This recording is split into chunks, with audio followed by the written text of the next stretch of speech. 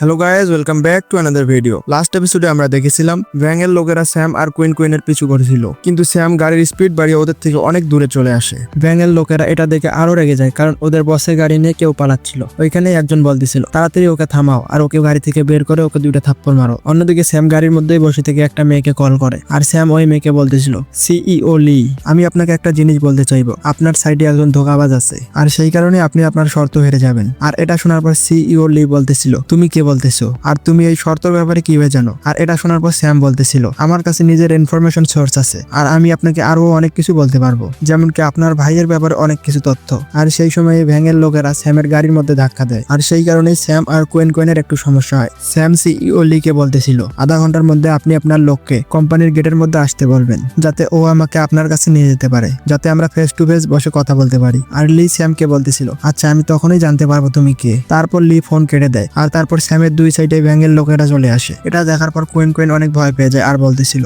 ওরা তো আমাদের ঘিরে ফেলেছে। আর স্যাম বলতেছিল, না, ওরা আমাদের ঘিরতে পারেনি। তারপর স্যাম অ্যাক্সিলারেটরের মধ্যে পা রাখে আর গাড়ির স্পিড আরো বাড়িয়ে দেয়। আর স্যাম কুইনকে বলতেছিল, এখন তুমি দেখবে আমি কিভাবে গাড়ির ড্রিফট মারি। কুইন এটা শোনার পর তো অনেক চিল্লাচিল্লি করে, আর তখনই স্যাম ভ্যাঙের লোকেদের গাড়ির সামনে দিয়ে একটা ড্রিফট মারে। এটা দেখার পর ভ্যাঙের লোকেরা হা হয়ে গেছে। ভ্যাঙের একটা লোক স্যামের ড্রাইভিং স্কিলের তারিফ করে, আর ওর বস বলতেছিল এখন ওর তারিফ করার সময় নয়। তারপর স্যাম অনেক জোরে গাড়ি চালায়, আর সেই কারণে ভ্যাঙের লোকেরা ওকে আর তাড়া করতে পারে না। আর এইভাবে কিছুক্ষণ জোরে গাড়ি চালানোর পর স্যাম কুইনকে ওর বাড়ির সামনে নিয়ে আসে, আর ওকে বলতেছিল, তো আমরা তোমার বাড়ির মধ্যে চলে এসেছি। কুইন বাইরে ওর বাড়ি দেখে আর ওকে বলতেছিল, তুমি আমার বাড়ির ব্যাপারে কিভাবে জানলে? আর তারপর স্যাম একটু হেসে কুইনের দিকে দেখে। এটা দেখার পর কুইন ওকে বলতেছিল, আচ্ছা ভুলে যাও, আমি তোমাকে এটা জিজ্ঞেস করেছিলাম। তুমি তো আবার ওই আলতু ফালতু কথা বলতে শুরু করবে, যেমন 1000 বছর যাবত তুমি টাইমের মধ্যে ফেসে আসছিলে। গাড়ি থেকে বাইরে বেরোনোর পর কুইনের পা অনেক কাঁপছিল। কুইন যাওয়ার সময় বলতেছিল, তোমার ড্রাইভিং স্কিল তো একদমই খারাপ নয়, তুমি এটা কোথা থেকে শিখেছো? আর স্যাম ওকে বলতেছিল, আমি এই ড্রাইভিং স্কিল শেখার জন্য আমি অনেকবার আমার জান দিয়েছি, কিন্তু তোমাকে এই জিনিসটা শিখতে হবে না, কারণ আমার কাছে জীবিত হওয়ার অগণিত চান্স আছে, কিন্তু তোমার কাছে বেঁচে থাকার একবারই চান্স আছে। স্যাম ওর ফোনটা বাইরে বের করে, আর এরপর কুইন একটু ব্লাশিং করতে করতে ওকে বলে, তুমি অনেক মিথ্যাবাদী। কুইন একটু ব্লাশিং করতে করতে ওর কাছ থেকে ওর নাম্বার চায়, কিন্তু স্যাম গাড়ির উইন্ডো বন্ধ করে ওখান থেকে চলে যায়। আর ও যেতে যেতেই কুইনকে বলতেছিল, আমি তোমাকে পরে কল করবো বেবি। কুইন তো এটা দেখার পর অনেক রেগে যায় আর বলতেছিল, এ তো আমাকে অনেক রাগিয়ে দিয়েছে, ও রাতেও আমাকে ধোকা দিয়েছিল আর ও এখন আমাকে কন্ট্যাক্ট নাম্বারও দিল না। কুইন এটা ভাবতেছিল যে স্যামকে মনে হয় ওর বেস্ট ফ্রেন্ড ওর জন্য অ্যারেঞ্জ করেছিল, কিন্তু গাড়িতে থাকার সময় ভ্যাঙের লোকেরা যে আমাদের চেজিং করেছিল এটা মনে হয় একটা কোইন্সিডেন্স ছিল। কুইন এমনটা মনে করেছিল যে ওর বেস্ট ফ্রেন্ড স্যামকে সেট আপ করেছে, কারণ স্যাম ওর বাড়ির অ্যাড্রেসও জানে। কুইন এখন ডিসাইড করে নেয় যে ওর বেস্ট ফ্রেন্ডের কাছ থেকে স্যামের অ্যাড্রেস যে কোনো ভাবেই হোক বের করবে, আর এত তাড়াতাড়ি তো ও স্যামকে যেতে দিবে না। আর আধা ঘন্টা পর স্যাম সিইও লির অফিসের এন্ট্রেন্সে পৌঁছে যায়, আর স্যাম সিইও লির কথা বলতেছিল। সিইও লির পুরো নাম হলো লি রুও বিং, আর এখন থেকে আমরা একে রুও বলে ডাকবো। লুও ডংহাই সিটির মধ্যে একজন স্টার এন্টারপ্রেনার, মানে মিডিয়া কোম্পানি বা ফিল্ম কোম্পানি এরকম কিছু চালায় ও। আর ওর ব্যাকগ্রাউন্ড ছিল অনেক কমপ্লিকেটেড। রুওর ছোট ভাই গংজি ও ওর মন পছন্দ মতো কাজ করে। আর স্যাম আমাদের বলতেছিল ও আগেও রুওর সাথে দেখা করেছিল। রুওর কোম্পানির এন্ট্রান্সে পৌঁছানোর পর রুওর লোক স্যামকে রুওর কাছে নিয়ে আসে, আর তারপর রুও ওর লোককে ওখান থেকে যেতে বলে। আর রুওর হাতে কিছু পেপারস ছিল, আর ওই পেপারস গুলোতে স্যামের ইনফরমেশন লেখা ছিল। রুও স্যামকে বলতেছিল, তুমি 22 বছরের আর তুমি অ্যাকাউন্টিং কোর্স থেকে গ্রাজুয়েট করেছো, আর তুমি ডংহাই ইউনিভার্সিটি থেকে গ্রাজুয়েশন করেছো। তোমার ফাদারের নাম হলো হু দা হাই, আর তোমার মাদারের নাম হলো শ্যাংশি ইউজিওয়ান, আর ওরা ছোট একটা রেস্টুরেন্ট চালায়। আর তোমার একটা ছোট বোনও আছে যে হাই স্কুলে পড়ে, আর ওর নাম হলো হুসেন। আর রুওকে এসব বলতে দেখে স্যাম ওকে বলতেছিল, যেমনটা আমি আপনার কাছ থেকে আশা করেছিলাম সিইও লি, আপনি তো অনেক অ্যামেজিং। আমি একটা ফোন কল করার পর তো আপনি আমার ব্যাপারে সবকিছুই জেনে গেছেন। রুও স্যামের ওই আইডেন্টিটির পেপারগুলো ছিঁড়ে ফেলে আর বলে, তোমার আইডেন্টিটি একদম নর্মাল, কিন্তু একজন নর্মাল লোক এই সত্যের ব্যাপারে কিভাবে জানে? রুও স্যামকে জিজ্ঞেস করে, কে ওই ব্যক্তি যে আমাকে ধোকা দিচ্ছে? স্যাম রুওকে বলে, তুমি আমাকে একজন ইনফরমেশন ডিলার মনে করতে পারো। এটা শোনার পর রুও একটু শান্ত হয়। স্যাম রুওর একটু কাছে এসে বলে, আমি জানি তুমি অনেক ব্যাপারে চিন্তা করতেছো, তোমাকে একজন ধোকা দিয়েছে, এটা ছাড়াও তোমার মনে আরো চিন্তা আছে। তো এখন তুমি যদি আমাকে $10 মিলিয়ন দাও, তাহলে ওই ধোকাবাজের নাম আমি তোমাকে বলবো যে তোমাকে ধোকা দিচ্ছে। রুও এটা শোনার পর ওর টেবিলের দিকে হাত বাড়ায়, আর ও বলতেছিল, একজন অপরিচিত লোক আমার রুমের মধ্যে আসে আর আমাকে একজন ধোকাবাজকে ধরিয়ে দেওয়ার জন্য $10 মিলিয়ন চাচ্ছে। রুও ওর ডেস্ক বা ডয়ার থেকে একটা গান বের করে আর স্যামের দিকে পয়েন্ট করে, আর ও স্যামকে গান পয়েন্ট করে বলতেছিল, তুমি কি ভাবতেছো আমি এই ব্যাপারটা এত সহজে বিশ্বাস করব? আমি তোমাকে ওয়ার্নিং দিচ্ছি, তোমার এক্সপ্লেনেশন যদি আমাকে ভালো না লাগে তাহলে তুমি এখান থেকে জীবিত বেঁচে যেতে পারবে না। তারপর স্যাম রুওকে বলতেছিল, আমি জানি তুমি আমাকে শুট করবে। তারপর স্যাম রুওর গানের ম্যাগাজিন দেখায়, আর ও বলতেছিল, কিন্তু তোমার গানের ম্যাগাজিন ছাড়া তুমি কিভাবে আমাকে গুলি করবে? রুও স্যামের হাতে ম্যাগাজিন দেখে একটু চমকে যায়, আর ও ওর গান চেক করে, আর ওইখানে সত্যিই ওর গানে ম্যাগাজিন ছিল না। আর এটা দেখার পর রুও একটু ঘাবড়ে যায় আর মনে মনে বলতেছিল আমার গান তো টেবিলের নিচে ছিল, তাহলে স্যাম কখন এটা থেকে ম্যাগাজিন বের করে নিল। তখনই রুয়োর মনে পড়ে যখন ও ওর কাছে এসেছিল তখনই মনে হয় ওর গানের ম্যাগাজিন বের করে নিয়েছিল। তারপর স্যাম রুয়োর হাত থেকে ওর গানটা নিয়ে নেয় আর ওকে বলতেছিল যেমনটা আমি তোমাকে বলেছিলাম আমি একজন ইন্টেলিজেন্ট বিজনেসম্যান, আর এখন হয়তোবা তুমি এটা ভাবতেছো আমি গানের ম্যাগাজিন কখন বের করলাম, আর আমি তোমাকে এটা বলে দেই আমার ইন্টেলিজেন্সির এটা ছোট্ট একটা নমুনা মাত্র। স্যাম রুয়োর গানের মধ্যে ম্যাগাজিনটা ভরে দেয় আর ওকে গানটা ফেরত দিতে দিতে বলে মিস লি প্লিজ আমার ইনফরমেশনের উপর আপনি ভরসা রাখুন। আর একটা কথা, আমি আপনার কোনো ক্ষতি করার জন্য এখানে আসিনি, শুধু আমি টাকার জন্য এখানে এসেছি। স্যাম রুয়োর দিকে দেখে মনে মনে ভাবতেছিল সবসময় রুয়োর কাছে পৌঁছানোর জন্য একটা অজুহাত প্রয়োজন, আর টাকার জন্য এসব করাটা সবচেয়ে ভালো অজুহাত। এইসবের মধ্যে টাকাকে ইনভলভ করলে রুয়োর সাইকোলজিক্যাল ডিফেন্স দুর্বল হয়ে যাবে। তারপর রুয়ো স্যামকে বলে আচ্ছা ঠিক আছে এখন তুমি বলো আর কি কি জানো। স্যাম রুয়োর গানটা ঘুরাতে ঘুরাতে বলতেছিল তুমি লি ফ্যামিলির সবচেয়ে বড় মেয়ে, কিন্তু মেয়ে হওয়ার কারণে তোমার সাথে আলাদা ব্যবহার করা হয়েছে। যদিও তুমি ফাইট করে এটা প্রুভ করতে চেয়েছিলে যে মেয়েরা ছেলেদের থেকেও স্ট্রং হয়, কিন্তু তুমি তোমার ভাইয়ের ছায়ার নিচে থাকার কার্সকে এখনো সরাতে পারোনি। তারপর স্যাম রুয়োর ব্যাপারে আরো অনেক কিছু বলতে শুরু করে। স্যাম বলতেছিল তোমার মাদার তোমাকে অনেক সাপোর্ট করেছে, কিন্তু যখন তোমার ফাদার তোমার মাদারকে ডিভোর্স দিয়েছে আর তোমাদের ছেড়ে দিয়েছিল তখন তোমার মাদার অন্য লোকেদের সাথে ডেট করতে শুরু করে, আর এই ব্যাপারটা তোমাকে অনেক বিরক্ত করতে শুরু করে। এমনকি তোমার মা তোমাকে ধমকিও দেয় যে তুমি ডিংলং এর সাথে যদি বিয়ে না করো তাহলে তোমাকে মেরে ফেলবে, আর তুমি যেহেতু তোমার মায়ের চিন্তা করতে তাই তুমি এটা মেনে নিয়েছো।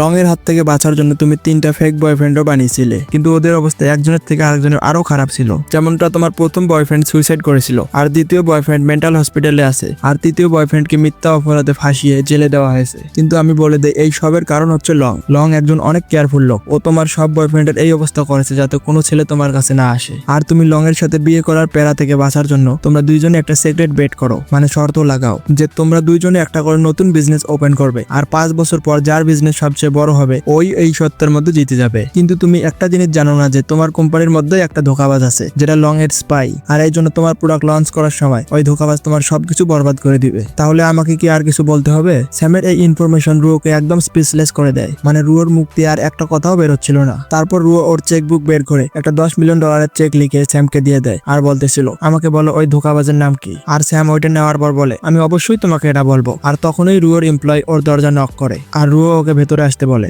রুয়োর ওই এমপ্লয়ের হাতে কিছু পেপার ছিল যেটা ও রুয়োর কাছে নিয়ে এসেছিল। রুয়োর ওই এমপ্লয় একজন সিনিয়র অ্যাসিস্ট্যান্ট, ও কোনো ডকুমেন্টের মধ্যে রুয়োর সাইন নেওয়ার জন্য এসেছিল, কিন্তু ওই এমপ্লয় ওইখানে আসার সাথে সাথেই স্যাম ওকে ধরে ফেলে আর ওকে ডেস্কের মধ্যে ফেলে ওর উপর গান পয়েন্ট করে বলে রুয়ো এই হলো ওই ধোকাবাজ। এটা শোনার পর ওই সিনিয়র অ্যাসিস্ট্যান্ট একটু ভয় পেয়ে যায় আর বলতেছিল তুমি কোন ব্যাপারে কথা বলতেছো। স্যাম এটা শোনার পর বলতেছিল তোমার সুইস ব্যাংক অ্যাকাউন্টের মধ্যে যে $5 মিলিয়ন আছে ওটা কিসের জন্য। এটা শোনার পর ওই অ্যাসিস্ট্যান্ট বলতেছিল তুমি কোন ব্যাপারে কথা বলতেছো, আমি কিছুই জানি না। ওই অ্যাসিস্ট্যান্ট রুয়োকে বোঝানোর চেষ্টা করতেছিল যে ওর কোনো না কোনো ভুল হচ্ছে, কিন্তু তখনই স্যাম ওই অ্যাসিস্ট্যান্টের ফোন বের করে আর বলতেছিল আচ্ছা তাহলে তুমি নিজের মুখে স্বীকার করবে না। স্যাম ওর ফোনটা নিয়ে ডিংলংকে কল করে দেয়। ডিংলং কল পিক করার পর বলে তুমি কি ইনফরমেশন পেয়ে গেছো। এটা শোনার পর তো রুয়ো একদম অবাক হয়ে গেছিল। স্যাম ফোনটা কেটে দেয় আর ওই অ্যাসিস্ট্যান্টকে মাটির মধ্যে ফেলে দেয় আর ওকে বলতেছিল তুমি এখনো কি তর্ক করতে চাও আমাদের সাথে।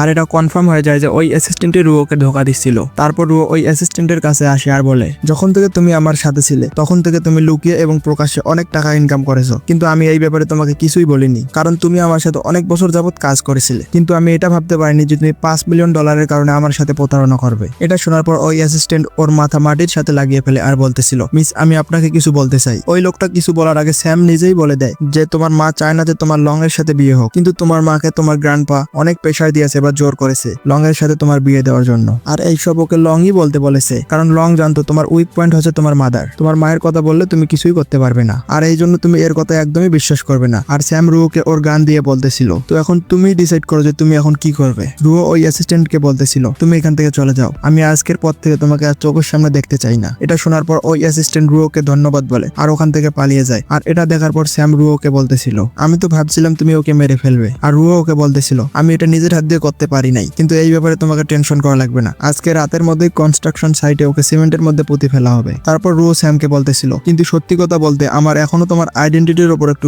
সন্দেহ আছে। এটাও তো হতে পারে তোমাকে লং পাঠিয়েছে, এটাও তো হতে পারে যে ও এই অ্যাসিস্ট্যান্টকে শুধুমাত্র ব্যবহার করেছে যাতে তুমি আমার ভরসা জিততে পারো। স্যাম এটা শোনার পর বলতেছিল তোমার অনেক সন্দেহ হয় তাই না, কিন্তু আমার কিছু উপায় আছে যার মাধ্যমে আমি তোমার এই প্রশ্নগুলোর উত্তর দিতে পারবো। তারপর রুয়ো স্যামকে জিজ্ঞেস করে আচ্ছা বলো তুমি কিভাবে আমাকে এক্সপ্লেন করবে। তারপর স্যাম বলতেছিল এটা তো অনেক সিম্পল, তুমি আমাকে তোমার ফেক বয়ফ্রেন্ড বানাও। আর লং ওর মান সম্মানের উপর অনেক কনফিডেন্সিয়াল, ওর যদি জানতে পারে যে ওর ফিউচার ওয়াইফ কারোর সাথে রিলেশন করতেছে তাহলে ও কখনোই এটা মেনে নিবে না, আর এটা ও এমনি যেতে দিবে না। আর তোমার বয়ফ্রেন্ড হওয়ার পর আমি এটা তোমাকে তোমাকে প্রুভ করতে পারবো যে আমি লং এর সাথে মিলে নেই। এটা শোনার পর রুও বলতেছিল, এর আগেও আমার 3টে ফেক বয়ফ্রেন্ড ছিল, কিন্তু ওদের লাইফ একজনের থেকে আরেকজনের আরো খারাপ ভাবে শেষ হয়ে গেছে। এটা শোনার পর স্যাম বলতেছিল, আমি এই ব্যাপারে জানি, কিন্তু কেউ যদি কোনো কিছুতে সফলতা পেতে চায় তাহলে তোমার সাথে রিলেশনশিপে আসা লাইফকে অনেক ইন্টারেস্টিং বানিয়ে দেবে, তাই না? রুও স্যামের সামনে গান পয়েন্ট করে আর ওকে বলতেছিল, আমি এই ব্যাপারটা মানতেছি যে তুমি অনেক স্পেশাল আর অনেক সাহসী, তুমি অনেক হ্যান্ডসাম আর অনেক ইয়াং। তুমি যদি তোমার এই দুনিয়াকে এইভাবে নষ্ট করো তাহলে তো এটা একদম লজ্জাজনক ব্যাপার। তুমি কি মৃত্যুকে একদম ভয় করো না? স্যাম এটা শোনার পর বলতেছিল, তুমি যদি কাউকে মারতে চাও তুমি শুধু কল করে বলে দিবে। তুমি কি মজা করতেছো আমার সাথে? আমি কেন তাহলে ভয় পাবো? স্যামের এই কথাটা রুয়োর অনেক ভালো লাগে আর ও বলতেছিল, তোমাকে আমার অনেক পছন্দ হয়েছে। রুয়ো ওর সাথে একটা সেলফি নেয় যে রুয়ো এক ঢেলে 2 পাখি মারতে চায়। প্রথমত এই ফটোর মাধ্যমে ওর লংকে অনেক রাগিয়ে দিবে, আর দ্বিতীয়ত এটাও শিওর করে নিবে যে আমি লং এর লোক নই। রুয়ো স্যামকে বলতেছিল, তাহলে আজকে থেকে তুমি আমার বয়ফ্রেন্ড, আর একটা কথা, তুমি আমার আজকে থেকে পার্সোনাল অ্যাসিস্ট্যান্ট। তারপর রুয়ো স্যামকে জিজ্ঞেস করে যে আমার ভাইয়ের তাহলে কি হলো। তারপর স্যাম রুয়োকে বলতে শুরু করে, East China Sea Crown, Central China recall আর সাউথ চায়না সি প্লাজা, এই 3টা হলো টপ এন্টারটেনমেন্ট ক্লাব, আর এই 3টার মধ্যে ইস্ট চায়না সি ক্রাউন ওইটা তোমার ভাই চালায়। আর এটা শোনার পর রুয়ো বলতেছিল, এই ব্যাপারে তো সবাই জানে, এটার মধ্যে নতুন কি আছে? ইস্ট চায়না সি ক্রাউন ওর সাধ্যের বাইরে এমন কিছু কাজ করে ফেলেছে যার মধ্যে কিছু সেলিব্রিটি, অনেক বড় লোক আর কিছু অফিসিয়াল লোকও ইনভলভ আছে। তোমার ভাইয়ের সকল 2 নম্বরই কাজের তথ্য বের করার ইনভেস্টিগেশন 3 মাস আগেই বসে গেছে, আর যতটা আমি জানি 1 মাসের মধ্যে তোমার ভাইয়ের এই এন্টারটেনমেন্ট ক্লাব বন্ধ হয়ে যাবে আর ওর নেটওয়ার্ক একদমই বন্ধ হয়ে যাবে। এটা শোনার পর তো রুয়ো একদম অবাক হয়ে যায়। তারপর স্যাম ওকে বলে, এই প্রবলেম শুধু তোমার ভাইয়ের জন্যই বড় নয়, এই প্রবলেমটা তোমার পুরো লি ফ্যামিলির জন্যই অনেক বড়। একবার যদি তোমার ভাইয়ের নেটওয়ার্ক বন্ধ হয়ে যায় আর ও জেলে চলে যায়, আর এর জন্য লি ফ্যামিলি তোমার ভাইয়ের সাথে রিলেশনই শেষ করে দিবে। এটা শোনার পর রুয়ো বলতেছিল, এটা তো অনেক বড় ব্যাপার, তুমি কি 100% শিওর তোমার ইনফরমেশন ঠিক আছে? এটা শোনার পর স্যাম বলতেছিল, এই ব্যাপারে আমাকে জিজ্ঞেস করে কোনো লাভ নেই। তারপর স্যাম আর রুয়ো মিলে ইস্ট চায়না সি ক্লাবে যায়, মানে রুয়োর ভাইয়ের ক্লাবে যায়। ক্লাবের মধ্যে ওরা সবাই এই ব্যাপারেই কথা বলতেছিল। স্যাম শুধু জাউজির লোকেদের শুধু ইনজয়ই করে নাই, ও ভ্যাংয়ের গাড়িও চুরি করেছে আর মিস্টার লির নাম ইউজ করেছে। ক্লাবের মধ্যে ভ্যাং, জি আর রুয়ো ছিল। কোইন্সিডেন্টলি স্যাম এই 3 জনের সাথে পাঙ্গা নিয়েছিল, কিন্তু এদের 3 জনের বস হলো লি রুয়ো তাই। লি রুয়ো তাই হলো লি রুয়োর ভাই। রুয়ো তাইয়ের রাইট হ্যান্ড ছিল ভ্যাং আর লেফট হ্যান্ড ছিল জি। জি তো একদমই কনফিউজ ছিল আর বলতেছিল, ও আমার নাম্বার পেলো কোথা থেকে আর ও মে মিটিং এর ব্যাপারে কিভাবে জানলো। লি রুয়ো তাই ওর লোকেদের বলতেছিল, যে কোনো কারণ হোক না কেন তাড়াতাড়ি তোমরা ওকে খুঁজে বের করো আর আমার সামনে নিয়ে আসো, আমি নিজ হাতে ওকে মারবো। আর তখনই ওই জায়গার মধ্যে রুয়ো আসে আর রুয়োর পিছনে স্যামও ছিল। রুয়োকে দেখার পর ওখানে থাকা সবাই একটু ঘাবড়ে যায় আর রুয়োর ভাইও একটু ঘাবড়ে যায় আর ও সবাইকে সিগারেট ফেলে দিতে বলে, কারণ ওর বোন সিগারেটের স্মেল একদমই সহ্য করতে পারে না। রুয়ো তাই ওর বোনকে দেখার পর অনেক ঘাবড়ে গেছিল আর সিগারেটের ধোঁয়া হাত দিয়ে সারানোর চেষ্টা করতেছিল। আর ও রুয়োকে বলতেছিল, আপু তুমি কেন এখানে এসেছো? আমার সাথে কি কোনো জরুরি কথা আছে তোমার? রুয়ো স্যামের দিকে হাত দেখিয়ে বলছিল। রুয়ো ওকে বলতেছিল, আমি তোমাকে কারোর সাথে দেখা করাতে এনেছি। কালকে যেই গাড়িটা স্যাম চুরি করেছিল ওই গাড়ির চাবিটা ভ্যাংকে দিতে দিতে বলতেছিল, কালকে আমরা খেলার জন্য তোমার গাড়িটা নিয়েছিলাম, কার ফ্যান্টাসি ফ্যাশন এর আন্ডারগ্রাউন্ড পার্কিং এর মধ্যে দাঁড়িয়ে আছে। স্যামকে ওইখানে দেখার পর হু চিনে ফেলে আর বলতেছিল, মিস্টার লি এই হলো ওই ছেলে যে আপনার নাম ইউজ করেছিল আর ভ্যাংয়ের গাড়ি চুরি করেছিল। স্যাম রুয়ো তাইয়ের দিকে দেখে আর মনে মনে বলতেছিল, রুয়ো তাই ওর ফ্যামিলির সবচেয়ে বড় গ্র্যান্ডসন। লি ফ্যামিলির বেশিরভাগ লোকই ওর সাথে আছে আর তাই ও লি ফ্যামিলির বেশিরভাগ পাওয়ারে ইউজ করতে পারে। আমরা যদি লি রুয়ো বিং এর সাথে ওর তুলনা করি তাহলে লি রুয়ো তাই অনেক স্ট্রং, ওর স্ট্রেংথ দিং লংয়েজ থেকে কম নয়। রুয়ো ছোটবেলা থেকেই অনেক পাওয়ারের সাথে বড় হয়েছিল আর তাই ওর ভাইকে যদি কেউ বিরক্ত করতো তাহলে ওকে মারতে একদম পিছু পা হতো না। রুয়ো তাই ওর বোনের ভয়ে ওকে অনেক রেসপেক্ট করতো। আর তারপর রুয়ো তাই স্যামের দিকে হাত করে বলতেছিল, সিস্টার এই ছেলেটা তো। রুয়ো তাইকে এই কথা বলতে দেখে ওর বোন ওর কান ধরে ফেলে আর বলে, ওকে তুমি বাচ্চা বলতেছো কেন? ও তোমার ব্রাদার ইন ল, মানে দুল্লা ভাই। এই কথা শোনার পর তো রুয়ো তাই একদম শকড হয়ে যায় আর রুয়ো তাইয়ের লোকেরা তো আরো বড় শক হয়ে যায়। তারপর রুয়ো তাই ওর বোনকে বলতেছিল, তুমি কি আবারও ফেক বয়ফ্রেন্ড ট্রিক খেলতেছো? কিন্তু আপনি কি এবার দেখতে পাচ্ছেন না যে আপনি এবার যেই ছেলেকে চয়েস করেছেন ও তো একদমই অর্ডিনারি? তো আমাকে কি কারণটা বলবেন এর সাথে আপনি কেন আছেন? রুয়ো তাইয়ের কথা শোনার পর ওর উত্তর ভাবতেছিল রুয়ো, আর ওর শরীর খারাপের বাহানা বানায়। রুয়ো স্যামের অনেক কাছে চলে আসে আর বলে, এই সব তোমার দোষ। আর স্যাম রুয়োর কানে বলতেছিল, তুমি তো একটু বেশি ওভার অ্যাক্টিং করতেছো। আর রুয়ো স্যামকে বলতেছিল, কেন তুমি কি ভয় পাচ্ছ যে তোমাকে লং মেরে ফেলবে? স্যাম বলতেছিল, আমি একদমই ভয় পাই না, কিন্তু তোমার ব্রাদার এইসব দেখার পর অনেক বড় একটা শক পেয়েছে। রুয়ো তাই ওর বোনের এই অবস্থা দেখার পর অনেক ঘাবড়ে গেছিল।